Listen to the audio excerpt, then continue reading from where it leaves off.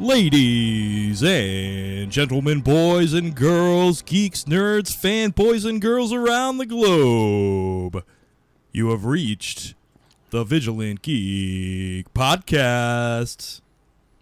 I'm Andrew Puzak of Vigilant Geek Media, and with me, as always, my comic book partner in crime, Holden, Orme, Vigilant Geek Media.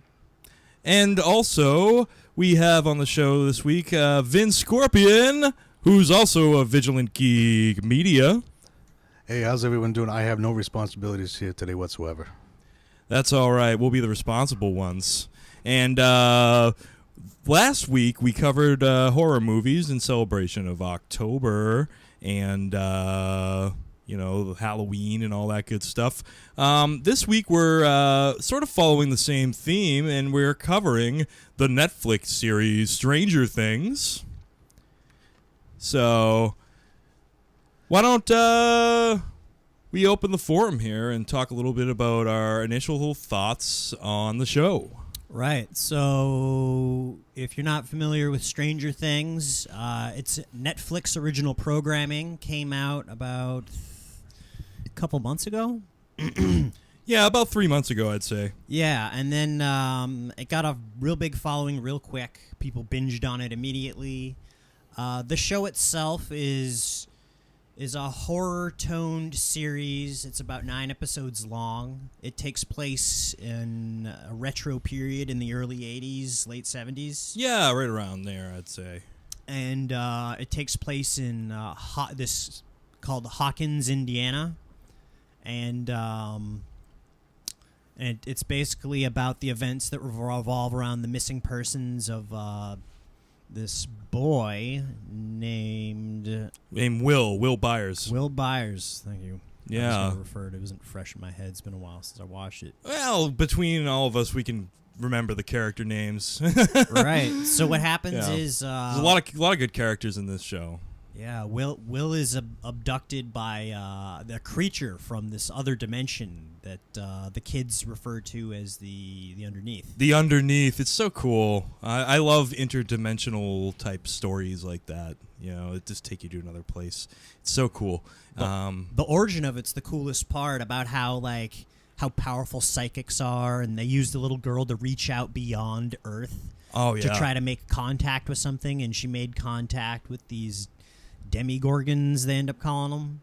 Yeah. The kids end up calling them. And then somehow that ends up causing a breach between their two dimensions. And then all of a sudden the demigorgons can go over to like the regular side and hunt and kill. Right. So, Wasn't Medusa a Gorgon? Who, what? A Gorgon. The Demigorgon. Yeah, these monsters are these weird, like, really muscly Venus flytrap head things. Yeah. You have a bunch of orgy twos fucking you up? Kinda. Yeah, they're kind of cool looking creatures, although I don't know where their eyes are. I don't know how they see.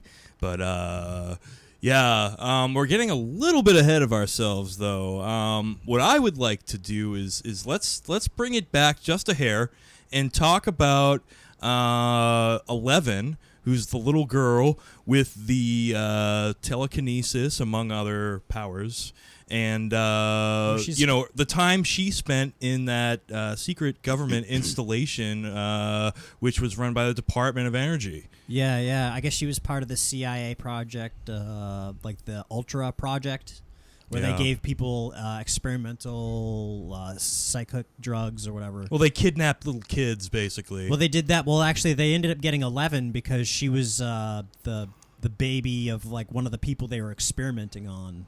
Yeah. And then she was just a great breakthrough, and they used her to spy on the Russians, and they tried to see what other kind of breakthroughs they could make, and that's when she made contact.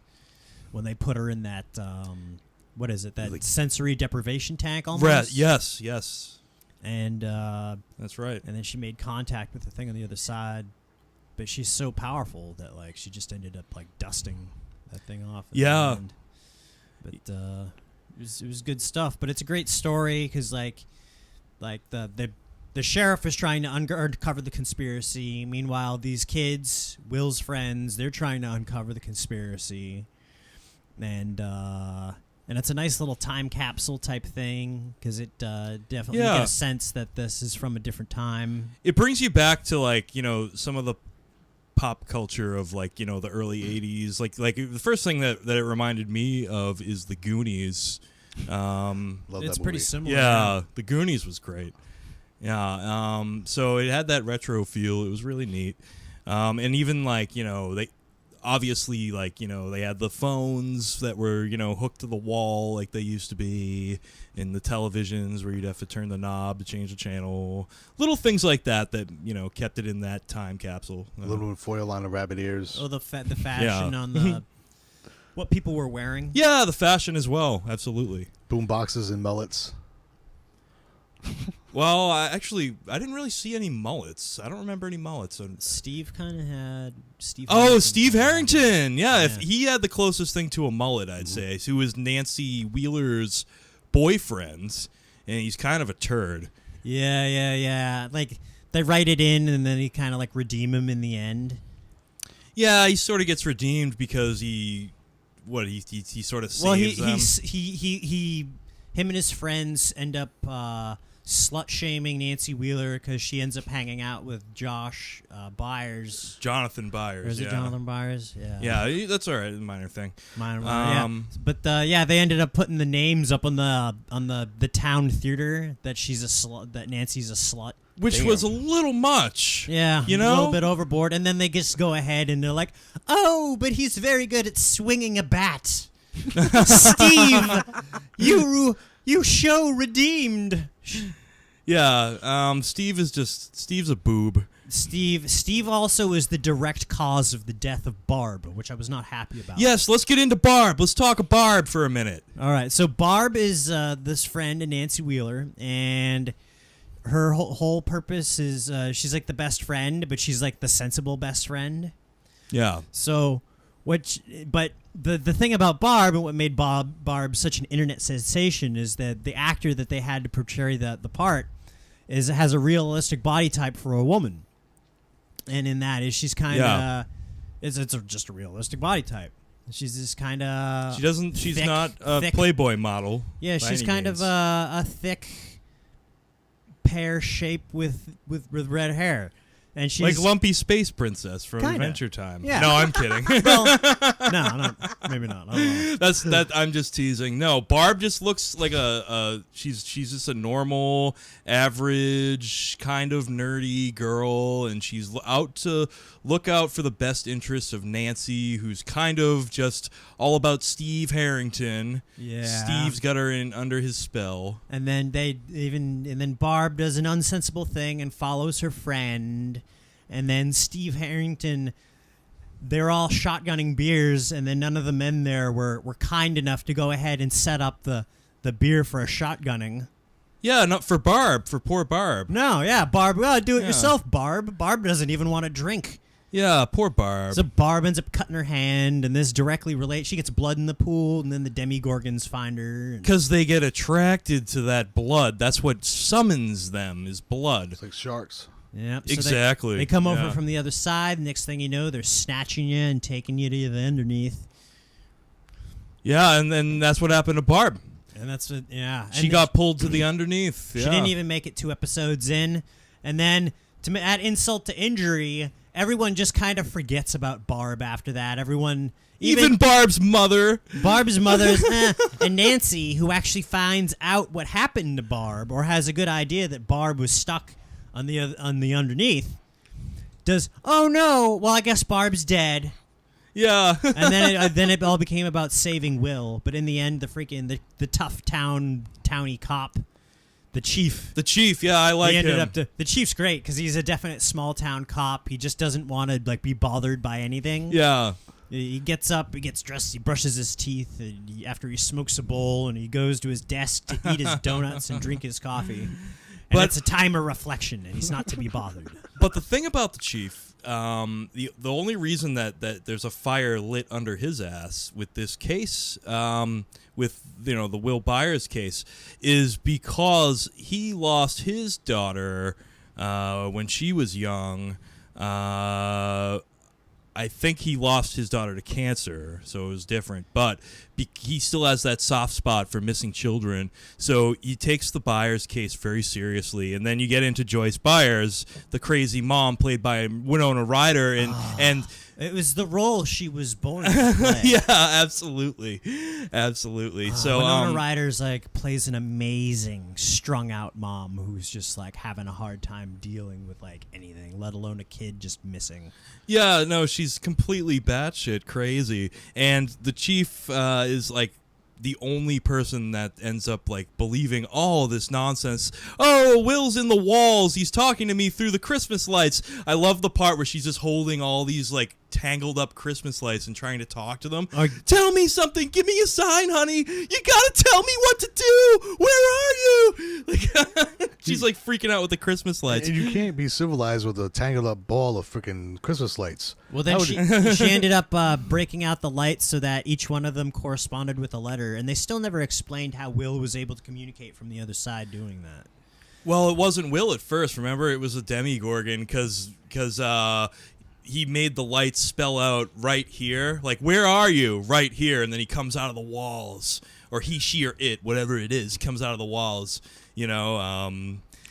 And no one believes Joyce, like, until the chief infiltrates the government installation. Yeah, man, those things are super tough. It pretty much massacred an entire, like company of like government agents armed with automatic weapons. Yeah, it's intense. There were like just 3 of them, like really messed them up. And then meanwhile, a couple teenage kids are able to really like mess one up with a slingshot. With a slingshot, some gas, a bear trap, and a what was it? A 40? It was a revolver of some sort. Oh yeah. Well, you're talking about when Nancy and Jonathan go hunting for it. Yeah. That's right. That was pretty cool. Then I really liked the series. I was actually a really big fan. I'm not like a huge horror guy, but I felt that it was done extremely well. I also like how they gave you something interesting every episode. If it took like 9 episodes or 9 hours to really get in depth and tell a horror movie, this is kind of what it would be. So it kind of gives you more of a horror novel feel as opposed to a horror film feel, because horror films you gotta cram so much. Yeah. But with this, it gives you time for character development across the board, and it did a great job with the origin story with with 11, who's the little girl who's got the psychic powers. Yeah. And, so going back to that, one of the young children, Mike Wheeler, you know, the story's sort of centered around the Byers and the Wheeler family. And Mike Wheeler hides 11 in the basement where he hangs out and plays Dungeons and Dragons with his friends, where the term Demigorgon comes from, actually. So he's hiding her, and she sort of joins their crew. And throughout the story, you know, the other kids are having a tough time warming up to her. She's kind of freaky to them, you know, with her powers and everything. Yeah. Well, they're all in like 6th grade. Yeah. And she's a girl, clearly. So yeah. So that makes things awkward to a certain degree for them. And Absolutely. Then plus, like, having powers also makes things pretty weird. Yeah. And then you get that cool scene with the bullies where she sort of redeems herself with the group of kids where, you know, they have a knife to Dustin's throat, who's one of the young kids. And this kid that earlier, 11, had made him, actually, she had squeezed his bladder tight so that he peed his pants in class, or in gym class, and all the kids were laughing at him. It was after an assembly. And so these bullies are trying to get revenge. So they make Mike, they said, jump off this cliff or we stab your friend in the throat.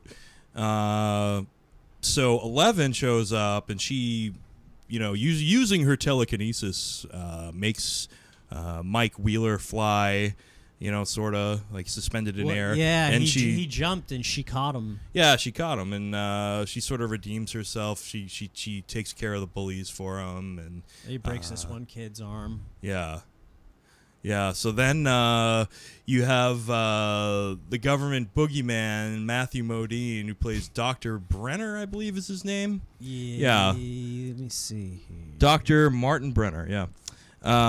Who's 11 calls him like daddy, I believe. Like, Papa, maybe? Papa.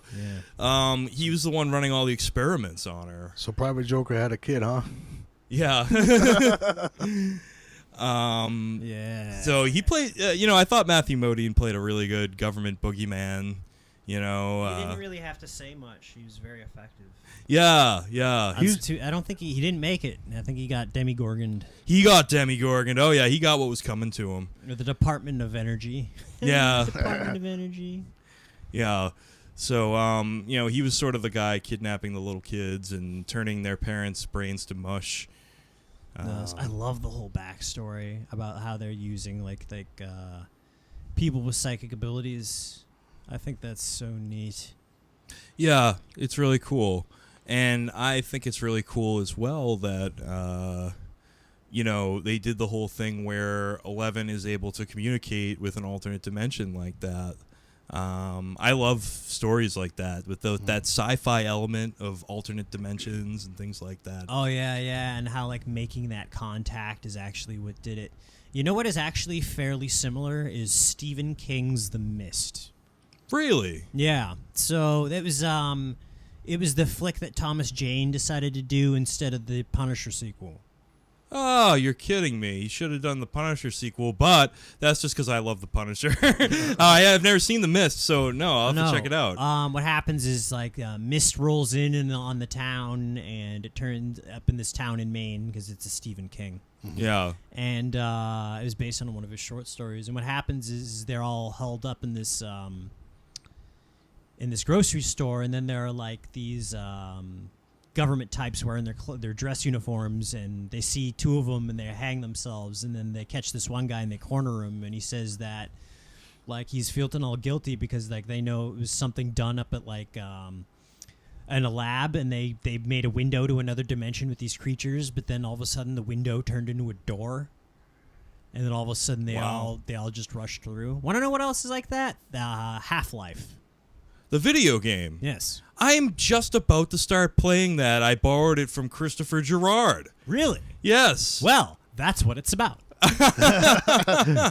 Spoiler alert. I can't wait to check that out now. That's very, very cool stuff. Yeah, well, Half-Life like kind of starts out, you're in the heart of the facility, and you have to like get the hell out, and there are like all these extra-dimensional alien creatures around you, along with a bunch of G-men sent in to go ahead and burn and kill anything within the facility. Nice. Yeah, so you're just trying to find your way out. Yeah, man, Half-Life is a great game. That's probably why I like the movie Carrie.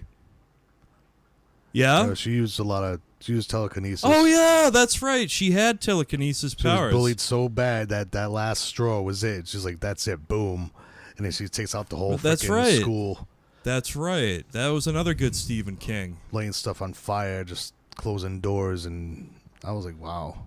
Now, that started, when she started doing that stuff at school, that was during the scene where she got the paint dumped on her, I think. Am I right on that? It was the pig's blood. Oh, pig's blood. That's right. It was pig's blood, and that's a lot worse. they made I believe they made her homecoming queen or something like that, and just as total embarrassment just to dump the pig blood on them. Oh, that's awful. But John Travolta was a bad person then. Well, John Travolta has played a lot of good villains. He played a good villain in The Punisher with Thomas Jane. Yeah, he was Face Off, he has too. a long history. Face Off, Broken Arrow. Long history of being a heel. Vinnie Barbarino. Battlefield Earth, if you've seen that. Yeah, I remember. Blockbuster smash. I have seen that, actually. Yeah. It actually wasn't too bad. It was corny, but it was way too long. Yeah. Science fiction, like, you either hit or miss with that. Like, yeah. You either hit a huge audience or you just have your cult following. That's usually just how it goes with sci-fi. Yeah, you're right about that. Or you're like Star Wars, who just has a huge cult following. Or Star Trek, or one of those good ones. Yeah. Well, they got like both. They got casual followings too. Yeah, they got everything, man. They got merch. Mad merch. They got books, dude. They got fan fiction, dude. They got freaking pop vinyls and shit there, pal. You got pop vinyls? Yeah, they certainly do. Holden's got an amazing Star Wars pop vinyl collection. Yeah, I have a Chrome Darth Vader. That's awesome, too. Oh, yeah. man. I do not have any Star Wars pop vinyls, actually. It's a slippery slope, man. Speaking of slippery, I have a Jabba the Hutt, too. Oh, Holden's got Jabba the Hutt. Yeah. Yeah, I can see him from here. Pop vinyls aside, let's get back on track. Yeah, let's get back on track here. So, let's talk a little bit more about if there's anything we disliked about this series. I mean, I didn't find much I disliked. It was such a good series, but there has to be something. No, I mean, there's decent closure. It was kind of like one chapter in the Stranger Things stuff. They've already teased a season 2 already. It's already been picked up, I think. So I can't wait for that. I hope they fast forward like a couple years, and I mean, but they already get the actors they have. But I just like it if they went ahead and they just like hired new people, like to be the kids, like a couple years from now, and then like there's gonna be a new 11 perhaps instead of Millie Bobby Brown, and then some different developments. Yeah, that would be something. I noticed though the trend with a lot of Netflix original programming, they do go for when you're not watching it, whatever time it comes on, it's like okay, it's like 3 months from now, 6 months from now, or whatever. They always jump ahead a little bit. Well, yeah, they use that to progress the story because Yeah. you're only supposed to be watching this one interesting part of a person's life, and like everything after that's supposed to be like boring, mundane things like going to work and washing dishes. Wash them dishes. Yeah, they ain't gonna wash themselves. You washing that one, then you rinse, then you dry. You can stick them in the machine, but then I gotta open the machine and then put them in the soap. Yeah, sounds like doing like mess hall duty. You get stuck in a culinary. What are you doing, they KP? called it scullery duty Scullery, when I was on the scullery, ship. Yeah. They Yeah, call they it use- KP. Yeah, in the Army, the Marine Corps They uses send all the for broke shit. dicks and shit bags to do KP. No, usually they send you there when you wait on your fucking unit to show up.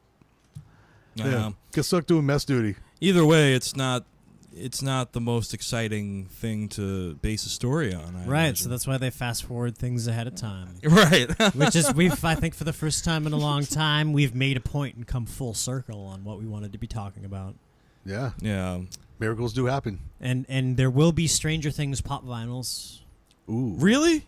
I already saw them. Really? Oh, yeah, they're not out yet, but I mean, Who'd they pick for pop vinyls for that? Well, you want to guess? All right, I'll take a guess first. 11's one. Yeah, I'm guessing too.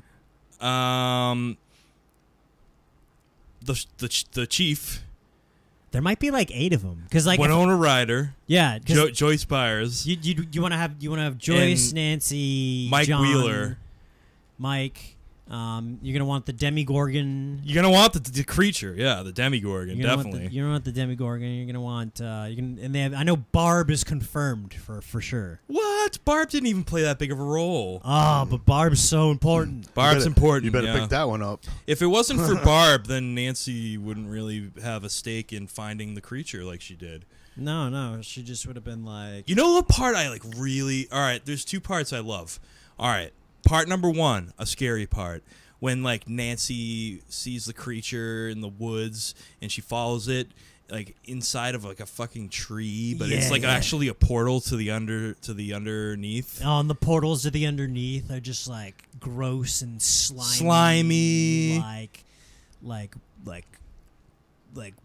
Just wicked thin, fleshy, crazy. Yeah, weirdness. and I'm just gonna say it. I'm just gonna throw this out here, and it might be inappropriate, but when Joyce and the Chief Hopper is his name. I keep calling him the Chief. I'll call him Chief Hopper. Chief Hopper. Bleh. When they travel to the underneath or the other dimension and they go into the portal, so to speak, it looks like a giant vagina. I'm just going to say a giant, gushing, oozing vagina. Ooh. It's nasty as hell, but so cool. Such a cool scene. And then there's one other scene that's a more humorous scene that I love when 11 is sort of going rogue for a little bit.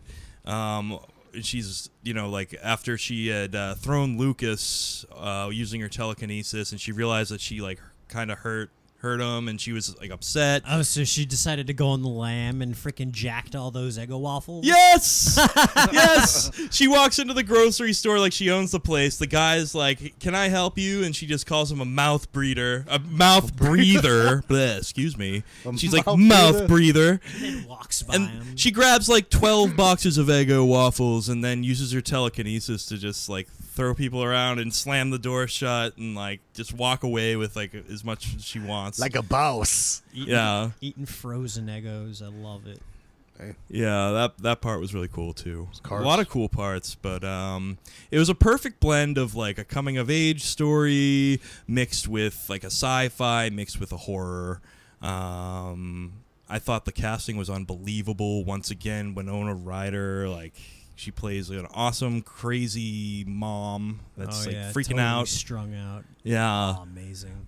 I love when the douchebag ex-husband comes up and thinks he's gonna try to fix everything too. Yeah, he just like, I'm gonna swoop in, dude, and save the day.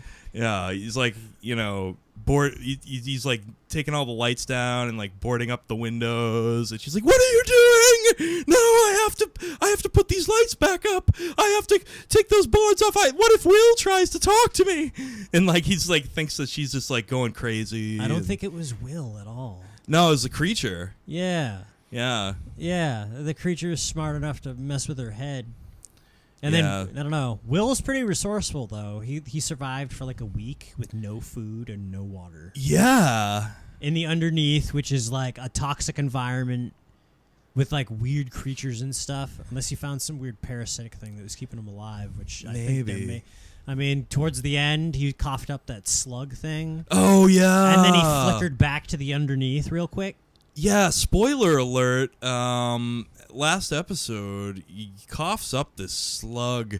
He leaves the dinner table. They're having their family dinner again. They're reunited, and yeah, he coughs up that nasty slug, and then he like flickers to the underneath for a minute, for a second. Sorry, and he kind of like okay, let's get ready for season 2. This is gonna be awesome.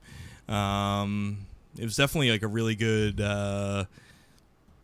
sort of suspenseful. It was nice thing. foreshadowing. Foreshadowing, thank you. Yeah, no, I mean, it was nice because a lot of horror is kind of open-ended and you get no closure. And in this, we didn't get complete closure.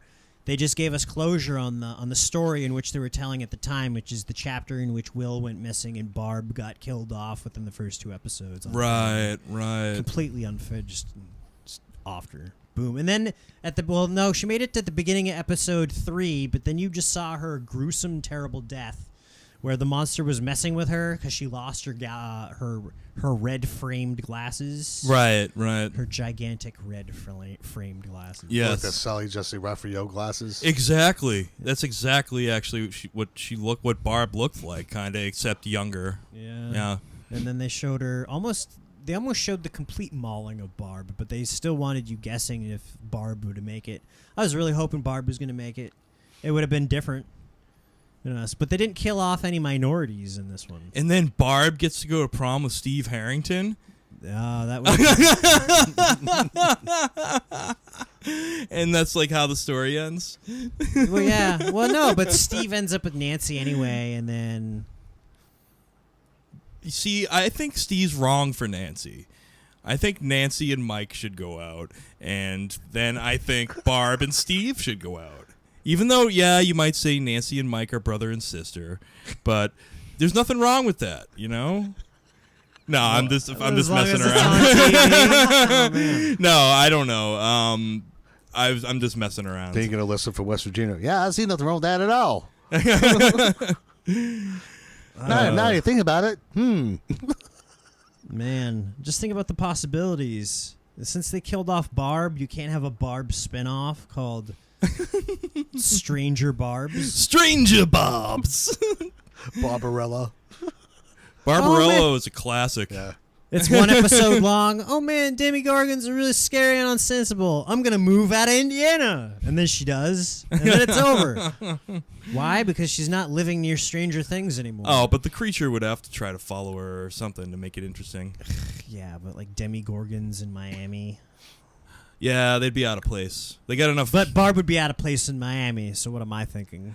Barb would be out of place in Miami. You're right. Barb needs to go somewhere just as dull as Barb is. Somewhere dull and sensible. Fremont, New Hampshire. Is that the boring, sensible thing to do? Yes. Well, it's decided then. Does it look like Haddonfield? When Indiana became not safe anymore, you must have to move to Fremont to New Hampshire. Yes. And start your own quilting business. Oh man, I wonder what they're gonna have for season 2. I wonder if they're gonna have different types of Demogorgons, because they didn't really explain much about what the underneath was. I bet they're gonna get a lot more into like the underneath and like, you know, the comings and goings in that dimension and what kind of creatures rule that dimension. Well, they had stuff that like people would use there, but like there was nobody there that would do people things. So it's like, because they had outlines for like the old city hall and. Even Fort Byers, the little fort that Will made in the forest, like he was hiding in there until the creature found him in that dimension. So it's weird. So it's like maybe the underneath kind of mimics reality.